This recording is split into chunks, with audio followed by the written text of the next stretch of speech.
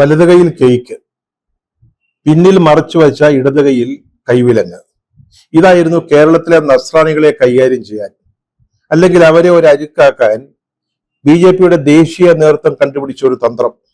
അതിനുവേണ്ടി അതിന് പാകത്തിലൊരു പ്രസിഡന്റിനെ കേരളത്തിലേക്ക് അയക്കുകയും ചെയ്തു. അദ്ദേഹം വലിയ BJP RSS ഒന്നും അല്ല, ബാക്ക്ഡോറിലൂടെ പാർട്ടിയിൽ വന്ന ആളാണ്. അപ്പൊ അദ്ദേഹത്തെ കേരളത്തിലേക്ക് പ്രസിഡന്റായിട്ട് അയച്ചു. കാര്യങ്ങള് കുശാലായിട്ട് നടക്കുമെന്നാണ് വിചാരിച്ചത്. പക്ഷേ കേരളീയരായ 2 കന്യാസ്ത്രീകളെ ഛത്തീസ്ഗഡില് ദുർഗ് എന്ന് പറയുന്ന സ്ഥലത്ത് ചെയ്യാത്ത കുറ്റത്തിന് മനുഷ്യക്കടത്ത്, നിർബന്ധിത മതപരിവർത്തനം മുതലായ കേസുകൾ ചാർജ് ചെയ്ത് അറസ്റ്റ് ചെയ്യുകയും അവരെ പിടിച്ച് ജയിലിലാക്കുകയും ചെയ്തതോടെ ഈ ഏർപ്പാടിന്, ഈ തന്ത്രത്തിന് വലിയൊരു തിരിച്ചടി നേരിട്ടിരിക്കുകയാണ്. ഈ ക്രിസ്മസിനും ഈസ്റ്ററിനും ഒക്കെ ഈ BJP നേതാക്കൾ ചെന്നിട്ട് അരമനകളിലൊക്കെ ചെന്നിട്ട് ബിഷപ്പന്മാർക്ക് കേക്ക് കൊടുത്തു. അവർ കുറച്ചുപേർ അതൊക്കെ വാങ്ങിച്ചു. അപ്പൊ ഈ കേക്കിന്റെ മുകളിലുള്ള ഐസിങ് ഉണ്ടല്ലോ, അത് അലിയുന്നത് പോലെ ചില നസ്രാണികൾക്ക് BJP-യോട് ഒരു അലിവ് തോന്നിയതാ. അതുപോലെ നമ്മുടെ സുരേഷ് ഗോപി അണ്ണൻ തൃശ്ശൂരിൽ ലൂർദ് മാതാവിന്റെ പള്ളിയിൽ ചെന്നിട്ട് മാതാവിന് ഒരു സ്വർണ്ണ കിരീടം അങ്ങ് സമ്മാനിച്ചു. അച്ഛന്മാരല്ലയോ, അവരത് വാങ്ങിച്ച് സന്തോഷത്തോടുകൂടി അവിടെ വെച്ചു. പിന്നീട് അത് ഒടിഞ്ഞുപോയി, എടുത്തപ്പോഴോ പിടിച്ചപ്പോഴോ ഒടിഞ്ഞുപോയി. എന്നിട്ട് ക്ഷമിച്ചു. സുരേഷ് ഗോപി അണ്ണൻ തന്നതല്ലയോ, മാതാവിന് തന്നതല്ലേ, ഇരിക്കട്ടെ എന്ന് വിചാരിച്ചു. കുറച്ച് വോട്ടും കൊടുത്തു. സുരേഷ് ഗോപി അണ്ണൻ ജയിച്ച് പാർലമെന്റിൽ പോവുകയും ചെയ്തു. ഇതൊക്കെ കണ്ടപ്പോഴത്തേക്ക് കേരളത്തിലെ BJP-ക്കാർ വിചാരിച്ചു, ശിവന്മാര് മഹാ പൊട്ടന്മാരാ ഈ നസ്രാണികള്, അവരെ നമുക്ക് എന്തെങ്കിലും പറഞ്ഞ് പറ്റിക്കാമെന്ന് വിചാരിച്ചു. പക്ഷെ എല്ലാം പെട്ടെന്നാണ് നടന്നത്. ഉദ്ദേശ കാര്യങ്ങളൊക്കെ തെറ്റി. ഛത്തീസ്ഗഡിലെ BJP സർക്കാർ 2 കന്യാസ്ത്രീകളെ പിടിച്ച് അകത്തിട്ടു. ജാമ്യം ചോദിച്ചിട്ട് കൊടുത്തില്ല. കൊടുക്കാൻ എന്തുകൊണ്ടാ? സംസ്ഥാന സർക്കാർ എതിർത്തു, ജാമ്യം കൊടുക്കുന്നതിനെ എതിർത്തു. പിന്നെ കൊടുക്കാൻ പറ്റുമോ? അത് പിന്നീട് NIA കോടതിയിലേക്ക് തട്ടിയിരിക്കുക. എന്തു ചെയ്യാൻ? ഇതൊരു ലോക സത്യമാണ്. നമ്മളൊരു പുള്ളിപ്പുലിയെ പിടിച്ചിട്ട് വെള്ള പെയിന്റ് അടിച്ച് നിർത്തി അത് പൂച്ചയാകുമോ? ഇല്ലല്ലോ. ഒറ്റ മഴ വന്നാൽ മതി, മഴവെള്ളം വീണ് പെയിന്റ് ഒക്കെ ഒലിച്ചു പോകുമ്പോഴേ പുള്ളിപ്പുലി പൂച്ചയല്ല പുലിയാണെന്ന് നമുക്ക് മനസ്സിലാകും. അങ്ങനെയാണ് ഇന്ത്യയിലെ BJP-യെ കുറിച്ച് നസ്രാണികൾക്കുണ്ടായ ഒരു ചെറിയ മനംമാറ്റം, ചെറിയൊരു പ്രണയം, അത് പെട്ടെന്ന് ഇല്ലാതായി പോയത് ഈ ഛത്തീസ്ഗഡ് സംഭവം കൊണ്ടാ. ഒറ്റ മഴ പെയ്തു, സംഗതി തീർന്നു. കേരളത്തിലെ BJP നേതൃത്വത്തിൽ നോക്കി, അതിന് പാരമ്പര്യമുള്ള നേതാക്കന്മാരാരെങ്കിലും തലപ്പത്തുണ്ടോ? പ്രസിഡന്റ് ഞാൻ നേരത്തെ പറഞ്ഞ പോലെ ബാക്ക്ഡോർ എൻട്രിയാ, വേറെ റൂട്ടിലൂടെ കടന്നു വന്നതാ. അല്ലാതെ RSS പശ്ചാത്തലമോ ഹിന്ദുത്വയുടെ പാരമ്പര്യമൊന്നും അദ്ദേഹത്തിനില്ല. അദ്ദേഹത്തെ നയിക്കുന്നത് 2 നസ്രാണി ജനറൽ സെക്രട്ടറിമാരാണെന്ന് നമ്മൾ പറയുന്നതല്ല, കേരളത്തിലെ BJP-ക്കാർ തന്നെ പറയുന്നതാ. അപ്പൊ ഈ ഛത്തീസ്ഗഡിലെ പ്രശ്നം ഉണ്ടായപ്പോ കന്യാസ്ത്രീകള് അറസ്റ്റിലായി. അത് ഈ അടുത്ത തെരഞ്ഞെടുപ്പില് 10 നസ്രാണി വോട്ട് സ്വപ്നം കണ്ടിരുന്ന രാജീവ് ചന്ദ്രശേഖറിന് വലിയ അടിയായി പോയി. ഉടനെ തന്നെ ഈ ജനറൽ സെക്രട്ടറിമാരിൽ ഒരാളെ നേരെ ഛത്തീസ്ഗഡിലേക്ക് വിമാനം കയറ്റിവിട്ടു. അദ്ദേഹം അവിടെ ചെന്നു. ആദ്യം ഡെപ്യൂട്ടി മുഖ്യമന്ത്രിയെ കണ്ടു, പിന്നെ മുഖ്യമന്ത്രിയെ കണ്ടു. അപ്പൊ ഡെപ്യൂട്ടി മുഖ്യമന്ത്രിയെ കണ്ടപ്പോൾ അദ്ദേഹം പറഞ്ഞു, ഞങ്ങൾ പണ്ടേ വലിയ ഗുലാനാണെന്ന്, ഞങ്ങൾ ഡൽഹിയിലായിരിക്കുമ്പോഴേ ബെടാ ദോസ്തുക്കളായിരുന്നു എന്ന് പറഞ്ഞു. അപ്പൊ നമ്മളെന്തോ വിചാരിച്ചത്? സത്യമായിട്ടും ആ ജനറൽ സെക്രട്ടറി, അദ്ദേഹത്തിന്റെ പേര് അനൂപ് അലടി എന്ന് മാറ്റുവാ. ഇവിടുത്തെ BJP-ക്കാർക്ക് ഇദ്ദേഹം ആരാണെന്ന് പോലും അറിയത്തില്ല. അദ്ദേഹത്തെ നമ്മളങ്ങ് വിശ്വസിച്ചു പോയി. ദോസ്തല്ലേ, ഗുലാനല്ലേ. അപ്പൊ ഈ ജാമ്യാപേക്ഷയെ അവർ എതിർക്കുകയല്ല, സർക്കാർ എതിർക്കുകയല്ലെന്നാ വിചാരിച്ചത്. പാവത്തുങ്ങളെ കന്യാസ്ത്രീകൾക്ക് ജാമ്യം കിട്ടുമെന്ന് വിചാരിച്ചു. പക്ഷെ അവരെതിർത്തു, ജാമ്യം കിട്ടിയില്ല.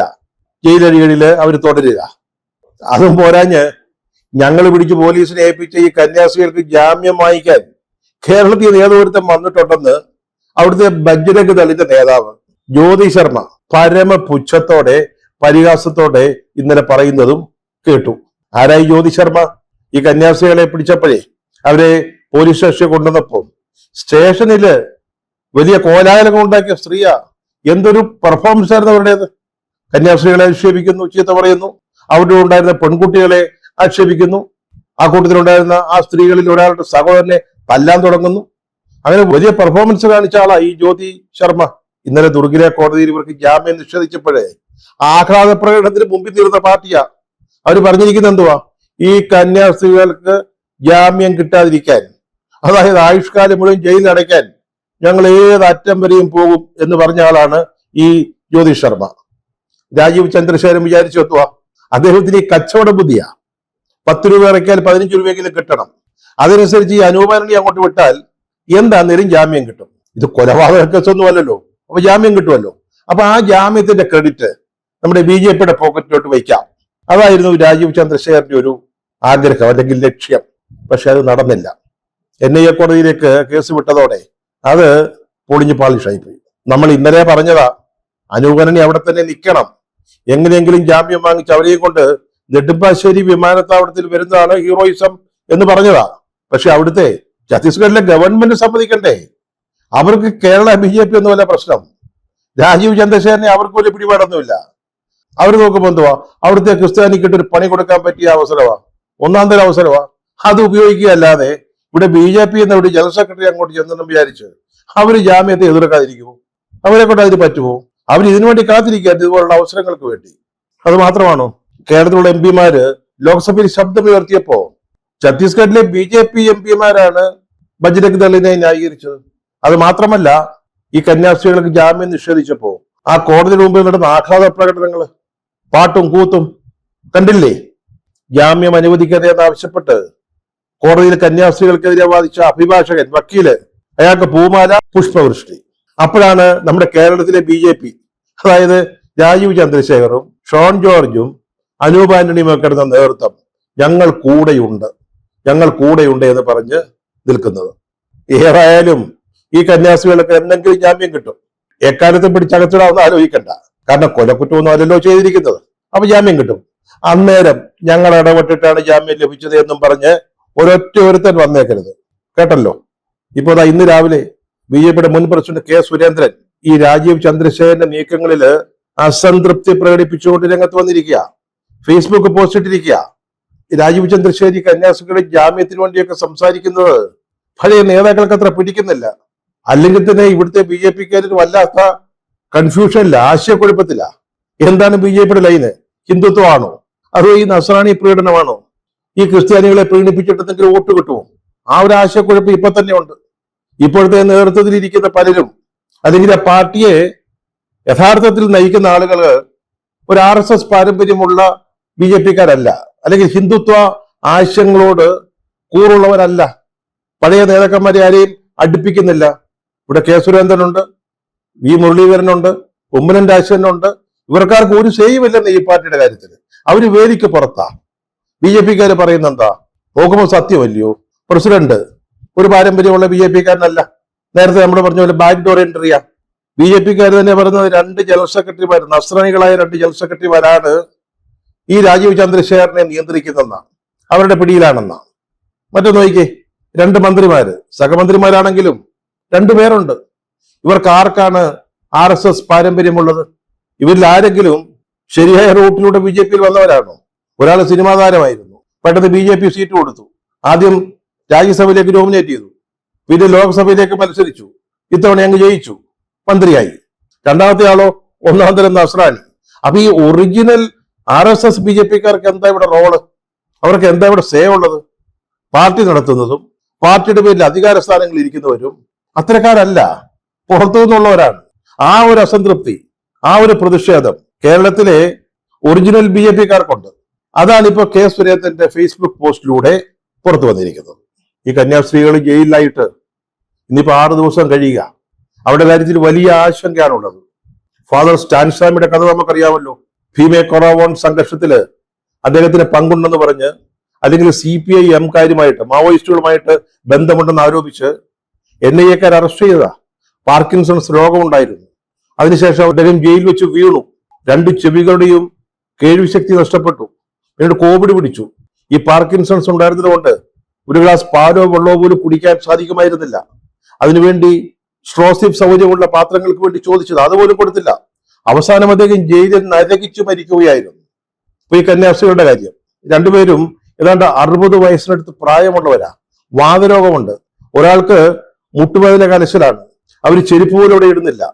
എന്തിനവരുടെ കൊന്ത ധരിക്കാനുള്ള സ്വാതന്ത്ര്യം പോലും നൽകിയിട്ടില്ല. നിലത്താണ് കിടക്കുന്നത്, വെറും നിലത്ത്. അവരുടെ അവസ്ഥ എന്താകും എന്നുള്ള കാര്യത്തില് എല്ലാവർക്കും വലിയ ആശങ്കയാണുള്ളത്. അവരെന്ത് തെറ്റാണ് ചെയ്തതെന്ന് ചോദിച്ചാൽ ആർക്കും മറുപടിയില്ല. ജോലിക്ക് വേണ്ടി നാട്ടിൽ നിന്ന് അവരുടെ മാതാപിതാക്കളുടെ അനുമതിയോടുകൂടി, അനുമതി പത്രത്തോടുകൂടി, എല്ലാ രേഖകളോടും കൂടി വന്നവരാ റെയിൽവേ സ്റ്റേഷനിൽ. അവരെവിടെ സ്വീകരിക്കാൻ കാത്തു നിന്നു. അത് തെറ്റു മാത്രമാണ് ഈ കന്യാസ്ത്രീകൾ ചെയ്തത്. അതിനാണ് പിടിച്ചകത്താക്കിയിരിക്കുന്നത്. നാരായൺപൂരിലും ചുറ്റുവട്ടത്തും എത്രയോ വർഷങ്ങളായിട്ട് പാവപ്പെട്ട മനുഷ്യരുടെ ഇടയിൽ ജോലി ചെയ്യുന്ന 2 കന്യാസ്ത്രീകളാണ് ഇവര്.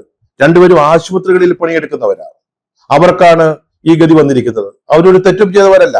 അവർ ഇന്ത്യൻ പൗരന്മാരാണ്. ഇന്ത്യയിൽ എവിടെയും താമസിക്കാനും അവർ വിശ്വസിക്കുന്ന മതത്തെപ്പറ്റി സംസാരിക്കാനും അവർക്ക് അവകാശമുണ്ട്. അതിന്റെ പേരിലാണ് നിർബന്ധിത മതപരിവർത്തനം. നേരത്തെ മനുഷ്യക്കടത്തെന്ന് മാത്രമാണ് ആരോപിച്ചത്, പിന്നീട് അത് നിർബന്ധിത മതപരിവർത്തനം എന്നുകൂടിയാക്കി. ഇതിനിടെ രണ്ടുപേരെ കേരളം തെരയുന്നുണ്ട് കേട്ടോ. രണ്ടുപേരും കേന്ദ്രമന്ത്രിമാരാ. ഒന്ന് നമ്മുടെ സുരേഷ് ഗോപി, അദ്ദേഹം ബുദ്ധിമാനാ. അദ്ദേഹത്തിനറിയാം ഈ കന്യാസ്ത്രീകളെ ഛത്തീസ്ഗഡിൽ അറസ്റ്റ് ചെയ്തതിനെ കുറിച്ച് സംസാരിച്ചിട്ട് കാര്യമില്ലെന്ന്. അത് BJPയുടെ ഒരു ദേശീയ അജണ്ടയുടെ ഭാഗമാണ്.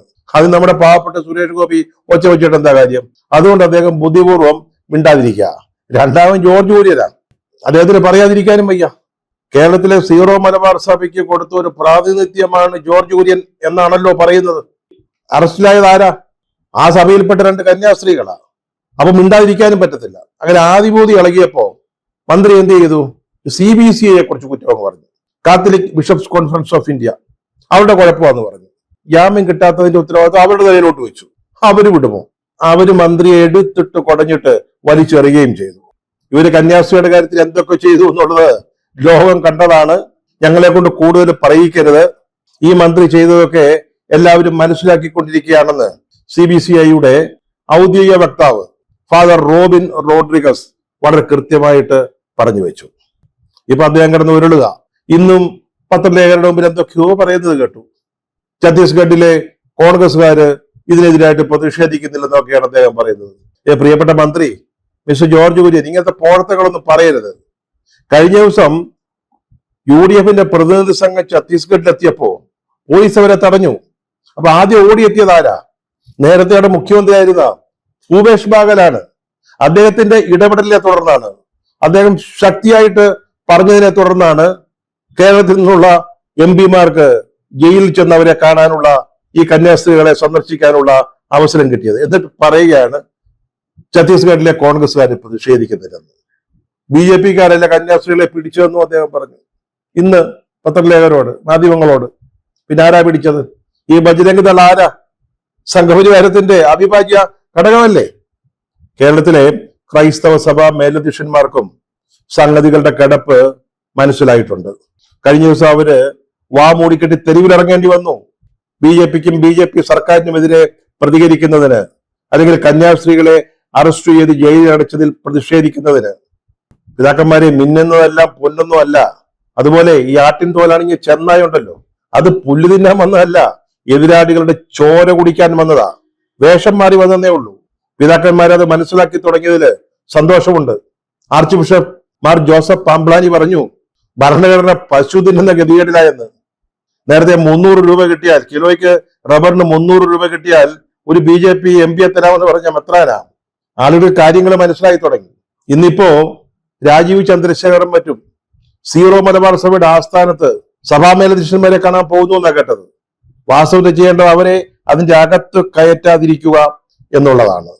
പ്രശസ്ത എഴുത്തുകാരിയായ അരുന്ധതി റോയ് കഴിഞ്ഞ ദിവസം ഒരു കാര്യം പറഞ്ഞു.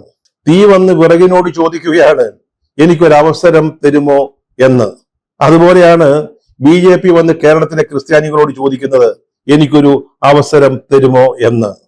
അതിന് അവസരം കൊടുക്കാതിരിക്കുകയാണ് ബുദ്ധിയുള്ള സഭാ മേലധ്യക്ഷന്മാർ ചെയ്യേണ്ടത്.